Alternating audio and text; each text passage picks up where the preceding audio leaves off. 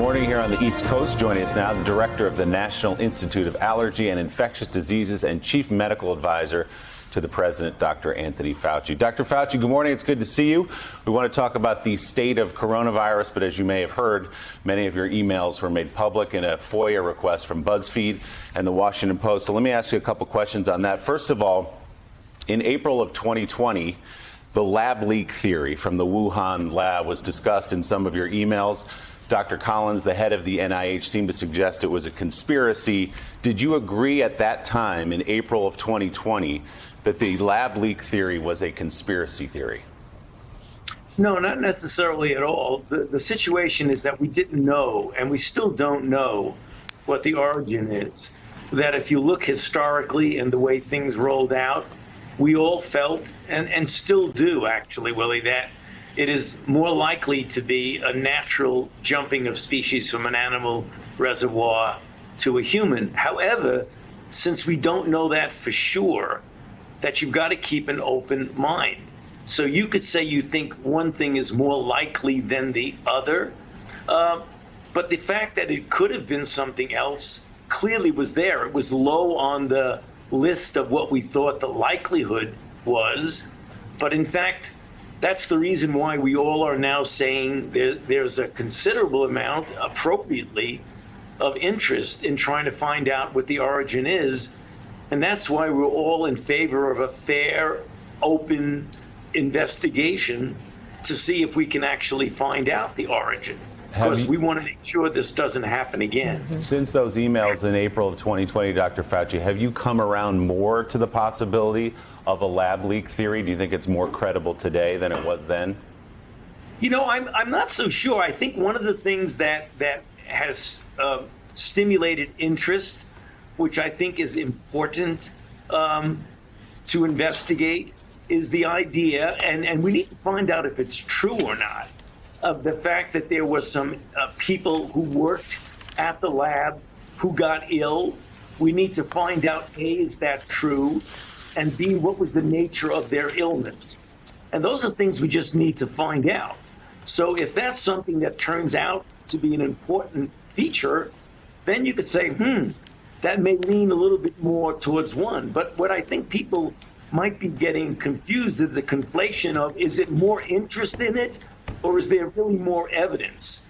The evidence is very sparse, and that's the reason why we want to keep looking. The evidence for one or the other. If you look historically, the way things have rolled out, the original SARS-CoV-1, MERS, Ebola, the diseases that emerge from a reservoir in an animal, it happens all the time. And that's the reason why we feel that's the most likely. But since we haven't proven that, you've got to keep an open mind, and an open mind needs you continue to look as an open mind, not in a pejorative way of thinking that they did something nefarious or what happened. Just keep an open mind and take a look. And that's what everyone wants right now. The conventional wisdom for so long, as you know, is that it was zoonotic, that it went from an animal to a human being. There was talk of a bat in the wet market. There was talk of pangolins in the wet market. Is there more evidence for that theory than there is the lab leak? In other words, aren't they both equally possible? You know, obviously, when you say possible, anything is possible. And that's the reason why I say you need to keep an open mind. One of the things that people need to understand is that you need to keep looking for that link of the jump naturally from an animal to a human. I think one of the things that happened early on is that the scientists, you know, some people don't want to admit it, but the scientists in China, many of them are really very good scientists. I think epidemiology, one of the things that they did wrong is that they cleaned out the market as soon as there was this outbreak for fear that it would spread even more. That could have been an epidemiological mistake because they may have wiped out evidence of the jumping of species. But you still have to keep looking. And that's what everyone is doing, to continue to look. I have to keep emphasizing that because people who are pejorative about it and conflate different things keep saying, well, you think this, an open mind is the clear thing we need to do. A question you probably hear a lot, I hear a lot, is from people out on the street and people who are on our show. Why is this so hard? Why is it so hard to find the source of this outbreak that's killed more than 3 million people around the world, 600,000 people here in the United States, has upended our lives and our economy? Is it because China is so opaque? Is it because WHO is not sharing information? Why is this so difficult? You know, there are several reasons, Willie, why it's difficult. I think one of the things is that we need better access to all the information. I mean, it's obviously in China's interest to find out exactly what it is. And the of the natural theory would be to find that link. So you have to keep looking for it. I mean, obviously you want openness and cooperation. One of the ways you can get it is don't be accusatory. Try to get both a forensic, a scientific, and an investigational approach. I think the accusatory part about it is only going to get them to pull back even more. We've got to do it in a combination of diplomacy, scientific, forensic investigation, and do it in a way that the people of good faith, not who want to do blame, but people in good faith are really trying to find out what the origin is. And we're seeing a lot of, I don't even want to describe it, a lot of pointing of fingers and things like that. Keep an open mind and go after the truth. You say it's in China's interest, though. Would you agree, though, Dr. Fauci, it is in their interest to hide it if there was a lab leak, or worse, if they were designing something in their lab so that the world, that America didn't know that it came out of their own lab? Wouldn't they want to conceal that? You know, Willie, I don't want to be speculating on that, because every time I say something like that, you know it as well as I, it will get completely taken out of context and go into the Twitter world like crazy. So, I mean, I'm going to leave that to other people and not surmise and guess whose interest it is. It's not helpful, because everything you say then gets completely taken out of context. Well, and it's really, it would be like me talking about what it's like to be an NBA player. I wouldn't know, because I'm terrible in basketball. I mean, you're about medicine, you're about health, you're about studying that. These questions about China, I mean, that's up to the politicians to sort through. That's up to the politicians to figure out. It may not be in the best interest of China's leaders for this to come out. It's certainly, though, and I think the point you've made is it is certainly the best interest of the Chinese people. And also, I'm sure a lot of medical doctors over there want that to happen as well. I just want to, let's just be very clear about this, because people love writing stories about how this has changed, and they go from last summer.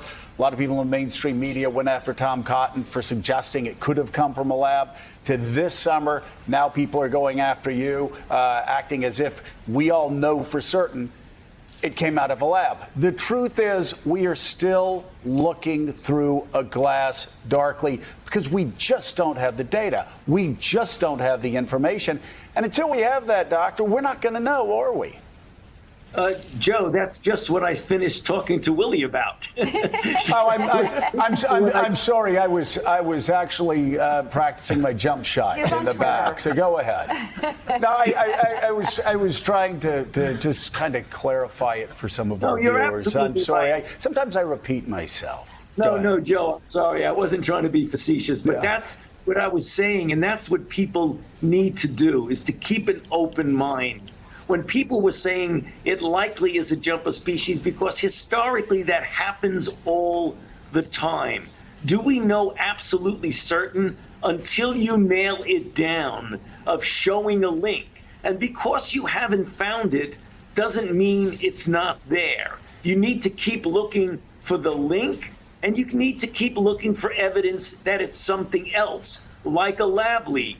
Those are open possibilities. We may not ever find out what that is, but what is not helpful is that very accusatory, pejorative nature of it, as opposed to keeping truly an open mind. Right. So let's talk about this summer. We had Joe Biden talking about the summer of freedom. What's the summer looking like for you? What's the fall looking like? How's the United States doing? We're doing well. If you look at the numbers, Joe, that you look at what's called the weekly average on a daily basis. We've gone from several weeks, months ago to 60,000 a day, 50, 40, 30, and now we're below 20. It's going in the right direction. If we reach the goal of 70% and even more, hopefully, of individuals who are adults to get at least one dose by the 4th of July, that would be very good. The one thing that I am concerned about is because things look good and you look at that chart of the cases coming down, that people will pull back on getting vaccinated. And even though we're doing very well with vaccines, we don't want to declare victory prematurely. We really want to nail this, Joe. We don't want to say, well, you know, the cases are coming down. We don't need to get vaccinated. You need to vaccinate as many people as you possibly can if you really want to crush this. Around the world. Dr. Anthony Fauci, thank you very much for coming on the show. Thanks so much, Dr. Fauci. And coming up, my exclusive sit-down interview with the Speaker of the House, Nancy Pelosi, one of the remarkable women on the inaugural Forbes 50 over 50 list. Morning Joe is back in a moment.